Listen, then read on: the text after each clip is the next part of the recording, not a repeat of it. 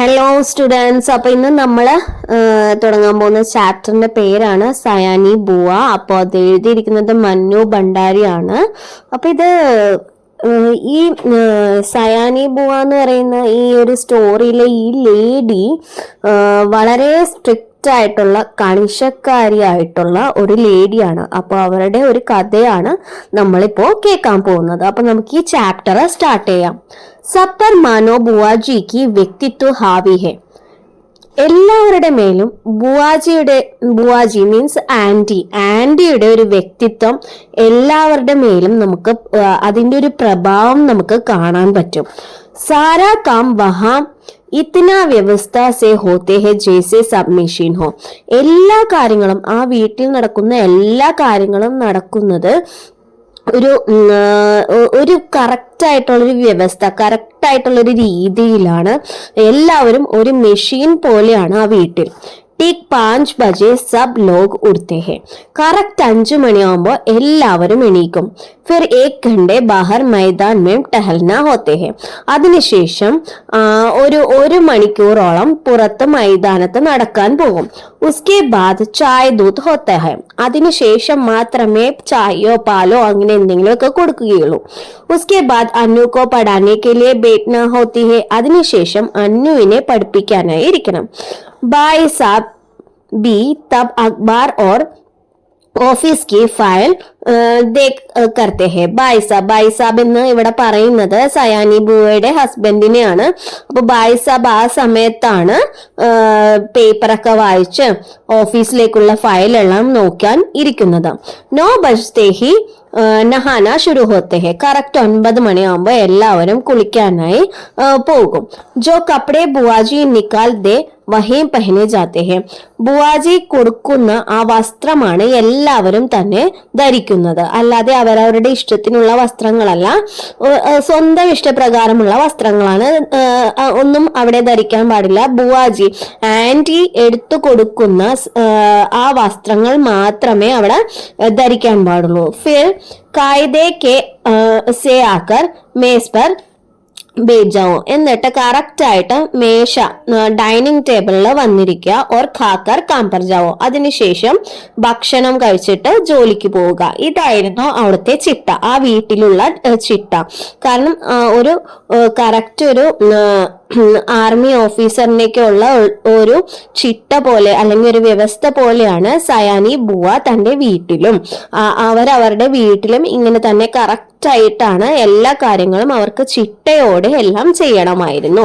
സയാനി ബുവ കാ നാം Vasthav may he Sayani था या उसके സയാനെപ്പൻ കോ ദേക്കർ ലോഗോം ഉനെ സയാനി കഹനെ ലഗേത്തെ. അതായത് സയാനി ബുവയുടെ ആ സയാനി ആന്റിയുടെ ശരിക്കുള്ള പേര് സയാനി എന്ന് തന്നെയാണോ അല്ലെങ്കിൽ അവരുടെ ആ മെച്യൂരിറ്റിയും പക്വതയൊക്കെ കണ്ടിട്ടാണോ ആളുകൾ അവർക്ക് ആ പേര് കൊടുത്തതെന്ന് എനിക്കറിയില്ല.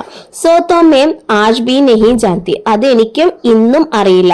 ബച്പൻ മേ ഹി വേ സമയക്ക് ജിത്തനെ പാവന്തി അപ്പന.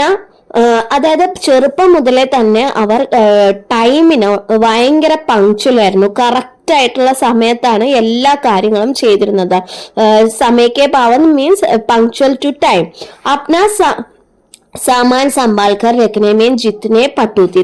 സ്വന്തം സാധനങ്ങളെല്ലാം അല്ലെങ്കിൽ സ്വന്തം വസ്തുക്കളെല്ലാം കറക്റ്റ് ആയിട്ട് എല്ലാം അവിടെ ഇവിടെ വലിച്ചെറിയാതെ കറക്റ്റ് ആയിട്ട് എടുത്തു വെച്ചിരുന്നു. എവിടെയെങ്കിലും കൊണ്ടുപോയാൽ അത് തിരിച്ചു കൊണ്ടുവന്നിരുന്നു. ഓർ വ്യവസ്ഥാക്കി ജിത്തിനെ കായൽത്തി. അതേപോലെ എല്ലാ കാര്യങ്ങളും കറക്റ്റ് ആയിട്ട് എടുത്ത സാധനം എടുത്ത് തന്നെ തിരിച്ചു വെക്കുകയും അങ്ങനെയുള്ള കാര്യങ്ങളെല്ലാം പുള്ളിക്കാരിക്ക് അല്ലെങ്കിൽ സയാനി ബുവയ്ക്ക് അത് വളരെ ഇമ്പോർട്ടന്റ് ആയിരുന്നു. ഉസേ ചക്കിത് ഹോ ജാന പടുത്താത്ത. അവരെ കണ്ടിട്ട് അവർ ചെയ്യുന്ന കാര്യങ്ങൾ കണ്ടാൽ നമ്മൾ അത്ഭുതപ്പെട്ടു പോകുമായിരുന്നു. कहते हैं जो पेंसिल वे एक बार खरीदती थी वह जब तक इतनी छोटी न हो जाती थी उनकी पकड़ में भी न आए तब तक उसे काम लेती थी. അതായത് അവരൊരു പെൻസിൽ മേടിച്ചു കഴിഞ്ഞാൽ ആ പെൻസിൽ എത്രത്തോളം അത് ഉപയോഗിച്ച് അത് ചെറുതാവുന്നു, എപ്പോഴാണ് തന്റെ കൈകൾക്ക് അത് പിടിക്കാൻ പറ്റാതാവുന്നത് അത്രത്തോളം അത് അവർ ഉപയോഗിക്കുമായിരുന്നു. അങ്ങനെയാണ് അറിഞ്ഞിരുന്നത്. जो रबड़ उन्होंने चौथी कक्षा में खरीदी थी, उसे 9वीं कक्षा में आकर समाप्त किया. ഒരു റബ്ബർ നമ്മുടെ സയാനി ബുവ 4th ക്ലാസ്സിൽ വെച്ച് മേടിച്ച റബ്ബർ അവരത് കംപ്ലീറ്റ് ചെയ്തത് 8th ക്ലാസ്സിൽ വെച്ചിട്ടാണ്. കാരണം അത് മായ്ച്ച് അത് തീർത്തും ഇല്ലാതായത് 8ാം ക്ലാസ്സിൽ വെച്ചിട്ടാണ്. അത്രയും അധികം അവർ ആ കാര്യങ്ങളെല്ലാം സൂക്ഷിച്ചാണ് അവർ ഉപയോഗിച്ചിരുന്നത്. उसकी एक बात पिताजी हम लोगों के सामने उदाहरण के रूप में रखते थे. അവരുടെ ഓരോ കാര്യങ്ങളും ഞങ്ങളുടെ അച്ഛൻ ഞങ്ങളുടെ മുന്നിൽ ഒരു ഉദാഹരണമായിട്ട് ഞങ്ങളോട് പറഞ്ഞു തരുമായിരുന്നു. जिसे सुनकर हमें सभी खैर मनाया करता था कि वे ससुराल में ही रह करें.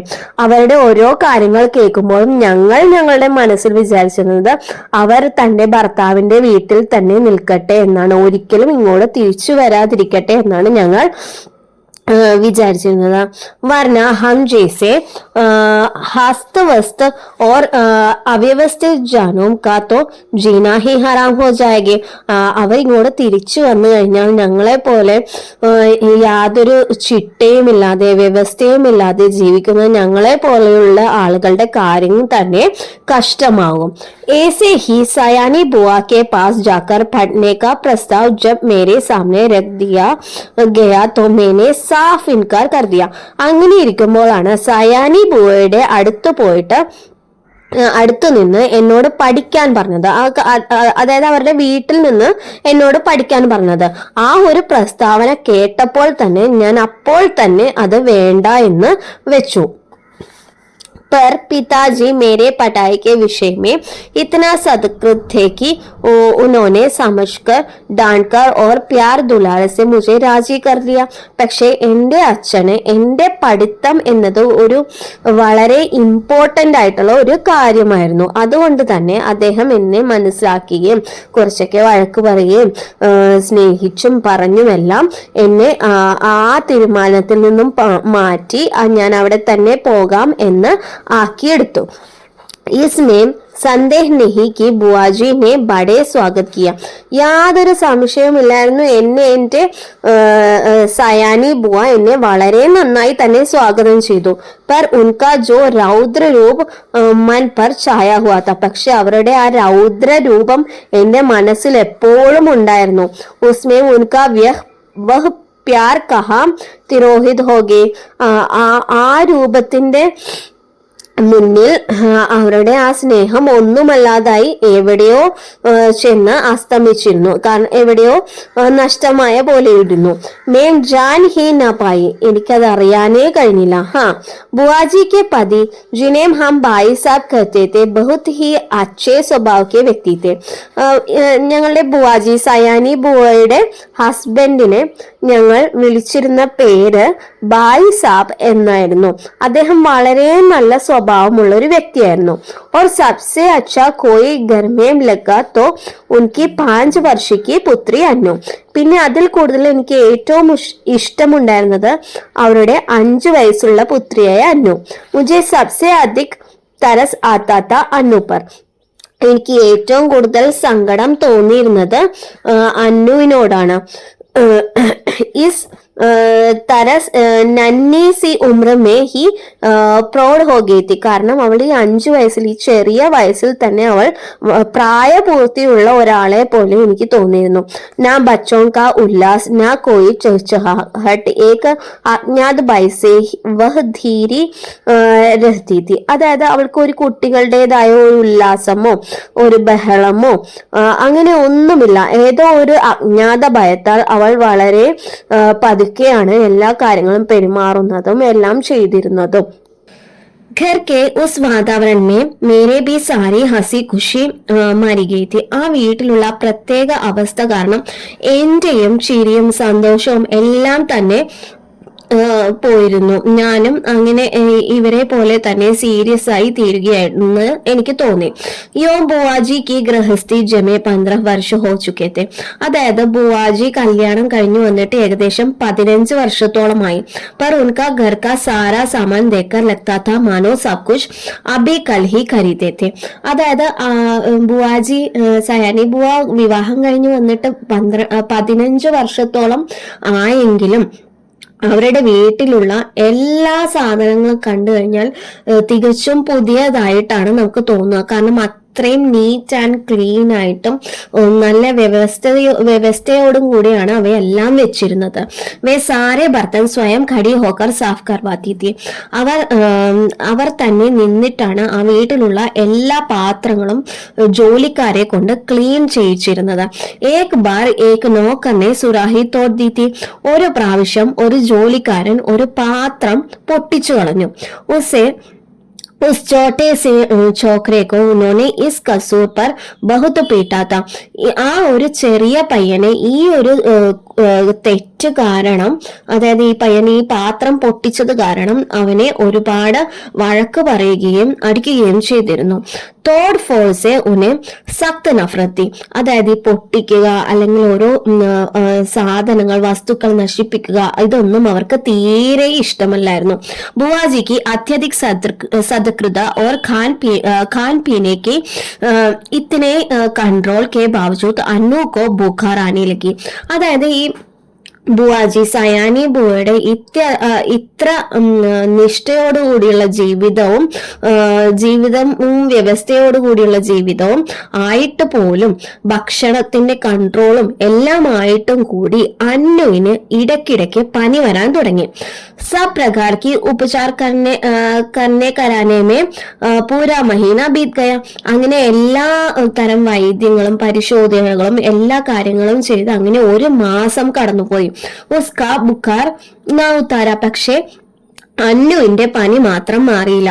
उसे देखकर मुझे लगता कि उसके शरीर में ज्वर की कीटाणु नहीं बुआजी के बाइक के कीटाणु दौड़ रहे हैं. പക്ഷെ അവളെ കാണുമ്പോൾ എനിക്ക് തോന്നിയിരുന്നത് അവളുടെ ദേഹത്തിൽ പനിയുടെ കീടാണുമല്ല, മറിച്ച് ബുവാജി സയാനി ബുവായോടുള്ള ഭയത്തിന്റെ ഒരു കീടാണുവാണ് അവളുടെ ശരീരത്തിൽ ഓടുന്നത് എന്ന് എനിക്ക് തോന്നി.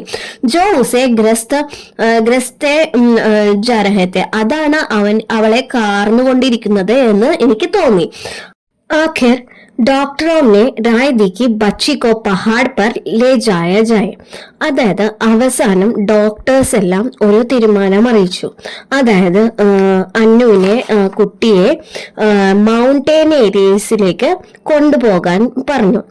അധിക് പ്രസന്ന രഖാജായെ. അതേപോലെ തന്നെ അവളെ എപ്പോഴും ഹാപ്പി ആയിട്ട് വെക്കാനും പറഞ്ഞു. അതായത് എപ്പോഴും അവള് ഹാപ്പി ആയിട്ട് ഇരിക്കട്ടെ എന്ന രീതിയിൽ അവിടെ ഹാപ്പി ആയിരിക്കണം എന്ന രീതിയിലും കൂടി പറഞ്ഞു. ഭായ് സാബിനെ അപ്നെ ഏക് വിരാട് സമസ്യാത്തെ. അതായത് ഭായ് സാബ്, അതായത് ബുവാജിയുടെ ഹസ്ബൻഡ് ആയിരുന്ന ഭായ് സാബിന് മുന്നിൽ ഇതൊരു വലിയ പ്രോബ്ലം തന്നെയായിരുന്നു. ബുവാജിക്ക് രഹത്തെ യഹ് സംഭവം നഹീ താ. അതായത് ബുവാജി അവിടെ ഉള്ളപ്പോൾ ഇത് സാധ്യമേ അല്ലായിരുന്നു. ക്യോങ്കി അഞ്ചാനെ ഹി ഉൻകി ഇച്ഛാ കെ സാമനെ കിസി ഓർ കി ഇച്ഛ ചൽ നഹി സക്തി തി.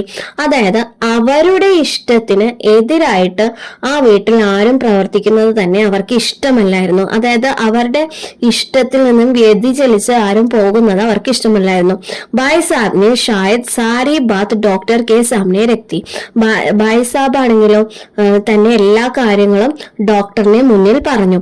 തബി ഡോക്ടറിനെ കഹാ കി മാ കെ സാത്ത് രഹന ടീക് നഹി ഹോഗ.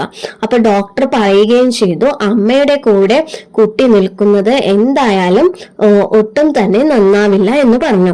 ബുവാജീനെ സുനോത്ത ബഹുത് അനാകാനിക്ക്. ഇത് കേട്ടപ്പോൾ തന്നെ ബുവാജി അവിടെ കുറെ പ്രോബ്ലംസ് ക്രിയേറ്റ് ചെയ്തു. पर ഡോക്ടർ की राय की विरुद्ध जाना का साहस वे कर नहीं सकी. പക്ഷെ ഡോക്ടറിന്റെ ആഗ്രഹത്തിന് എതിരായി പോകാനായിട്ട് അവർക്കും പറ്റിയിരുന്നില്ല. കാരണം കുട്ടിയുടെ ജീവന്റെ പ്രശ്നമാണ്. അതുകൊണ്ട് ഡോക്ടർ പറയുന്നതിന് എതിരായിട്ട് പോകാൻ ബുവാജിയും തീരുമാനിച്ചില്ല. जोर शोर से अन्नू के पहाड़ जाने की तैयारी शुरू हुई. അങ്ങനെ വളരെ ധൃതി പിടിച്ച് വളരെ സ്പീഡിൽ തന്നെ അന്നുവിനെ മൗണ്ടെയിൻ റേഞ്ചസിലേക്ക് അവളെ അങ്ങോട്ടേക്ക് വിടാൻ വേണ്ടിയിട്ട് എല്ലാ കാര്യങ്ങളും സ്റ്റാർട്ട് ചെയ്തു. പാക്കിങ്ങും അങ്ങനെയുള്ള എല്ലാ കാര്യങ്ങളും സ്റ്റാർട്ട് ചെയ്തു. പെഹലെ ദോനോക്ക് കപ്പടോക്കെ ലിസ്റ്റ് ബന്നി. ആദ്യം തന്നെ അവരുടെ വസ്ത്രങ്ങളുടെ ലിസ്റ്റാണ് ഉണ്ടാക്കിയത്.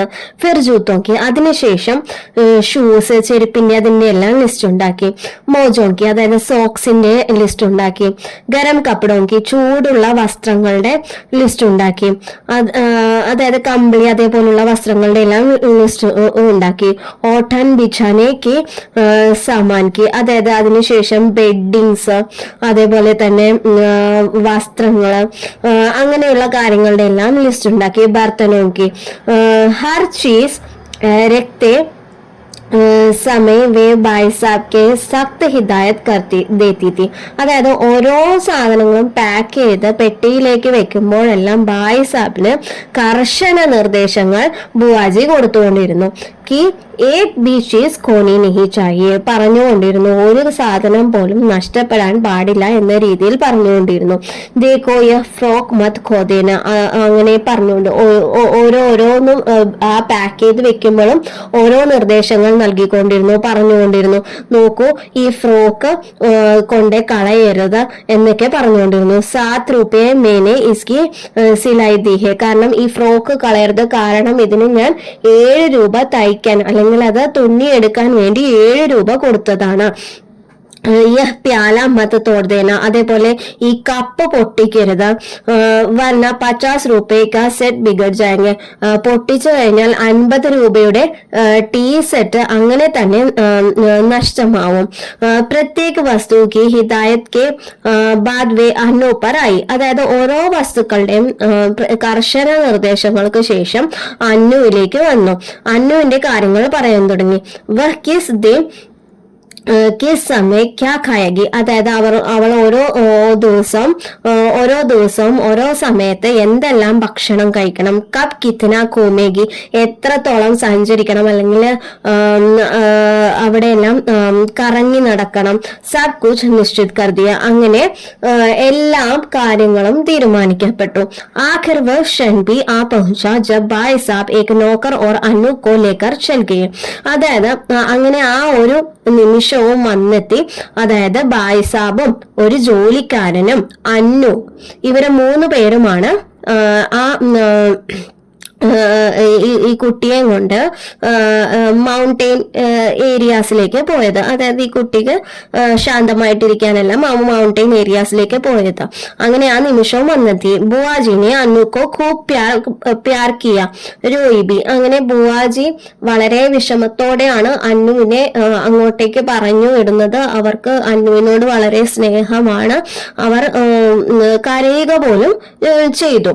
उस दिन पहली बार लगा कि उनकी ഭയങ്കര കഠോരത में कहीं कोमलता भी छिपी है, അതായത് അതാണ് എനിക്ക് തോന്നിയത് അവരുടെ ആ ഭയാനകമായ ആ ഒരു കഠോരമായ ഹൃദയത്തിൽ എവിടെയോ ഒരു ആർദ്രമായ ഒരു തരി സ്നേഹവും ഒളിഞ്ഞിരിക്കുന്നുണ്ടെന്ന്.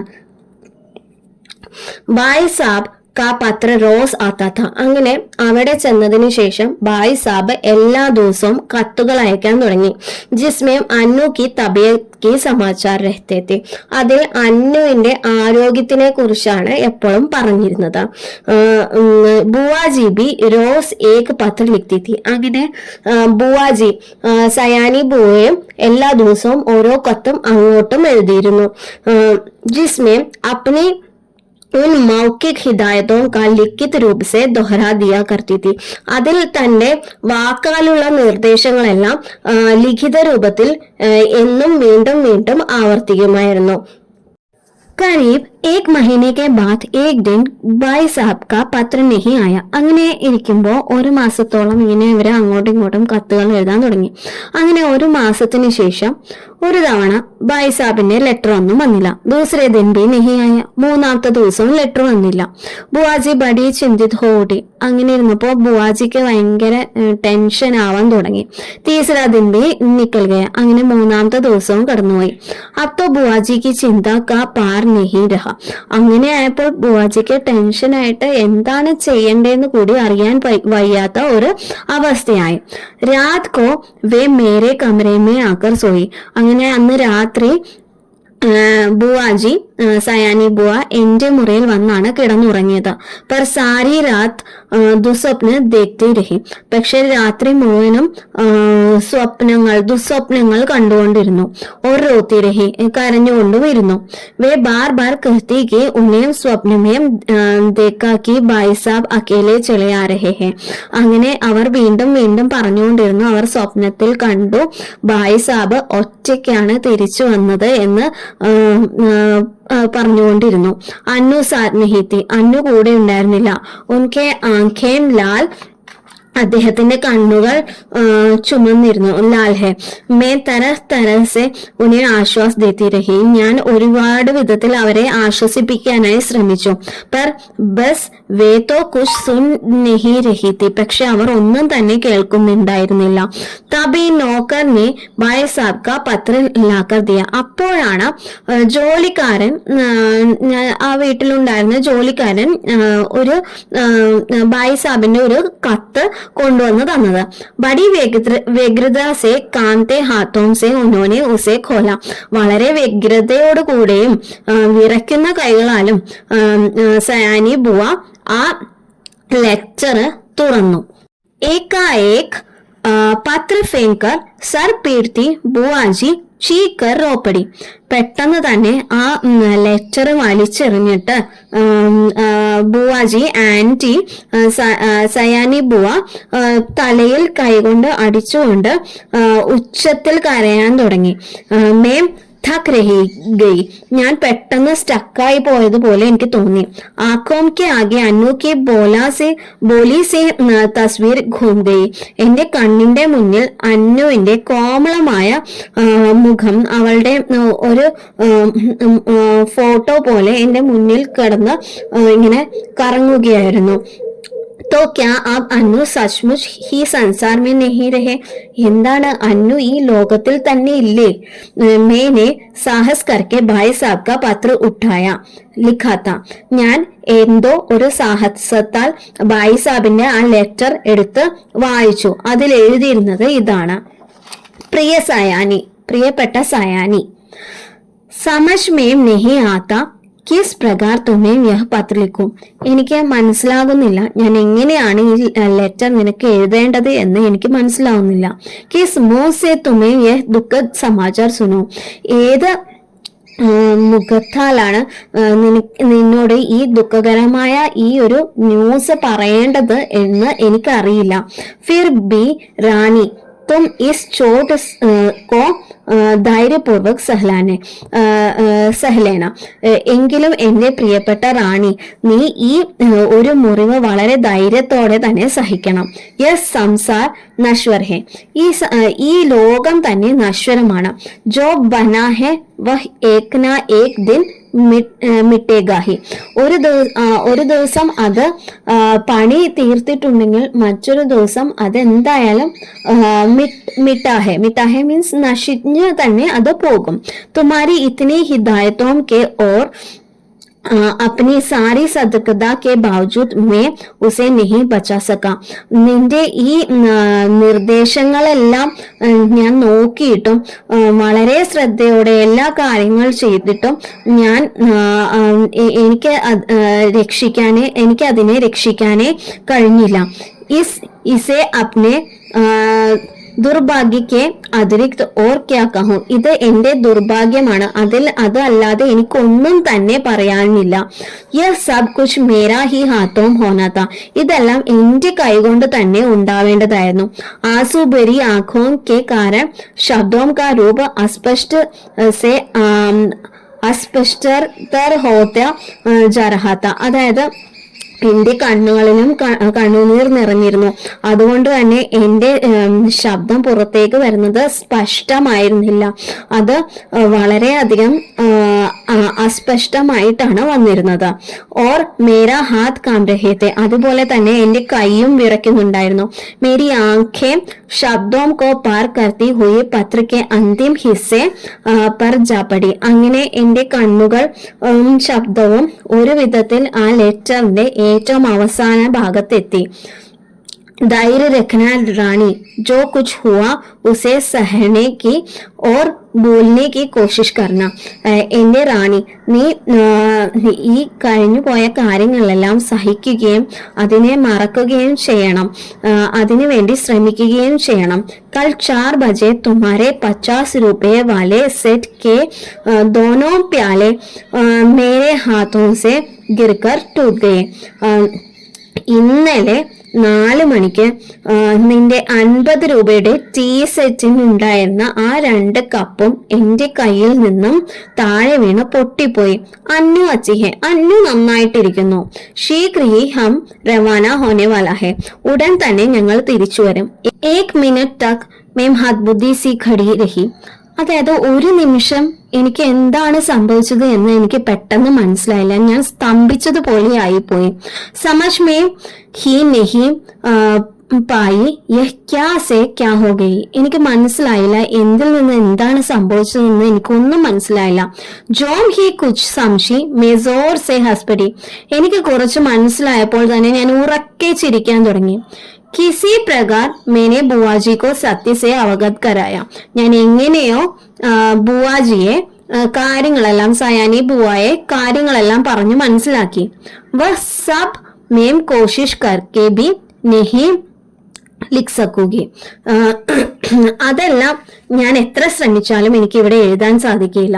പർ വാസ്തവികത ജാൻകർ ബുവാജി ബി രോത്തെ രോത്തെ ഹസ്പടി. പക്ഷെ സത്യം എന്തെന്ന് അറിഞ്ഞപ്പോൾ ബുവാജിയും കരഞ്ഞു കരഞ്ഞ് ചിരിക്കാൻ തുടങ്ങി.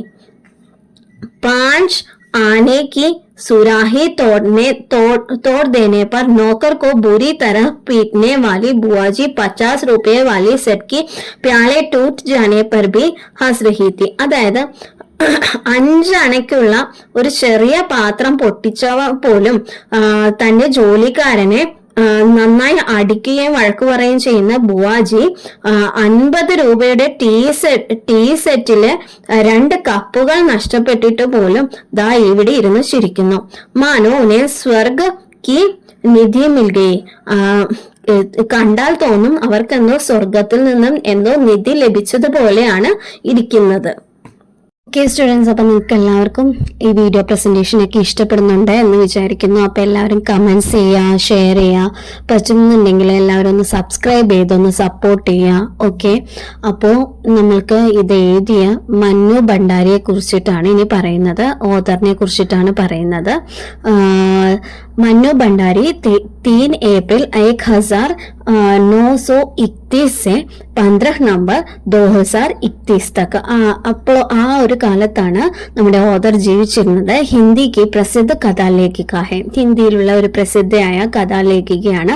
മധ്യപ്രദേശ് में मंदसौर जिले के बनापुर गांव में जन्मी मन्नू भंडारी के बचपन का नाम महेंद्र कुमारी था.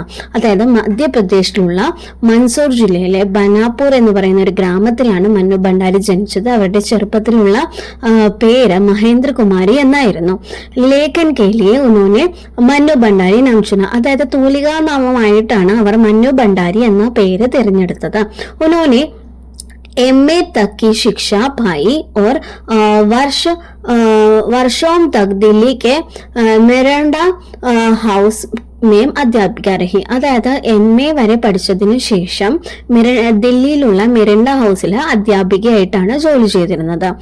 ആപ്ക ബണ്ടി മഹാഭോജ് ആദ്യ ഉൻക ബഹുചർച്ചിത് ഉപന്യാസേ. ആപ്ക ബണ്ടിയും മഹാഭോജും അവരുടെ ഒരുപാട് ചർച്ച ചെയ്യപ്പെട്ട ഉപന്യാസങ്ങളാണ്.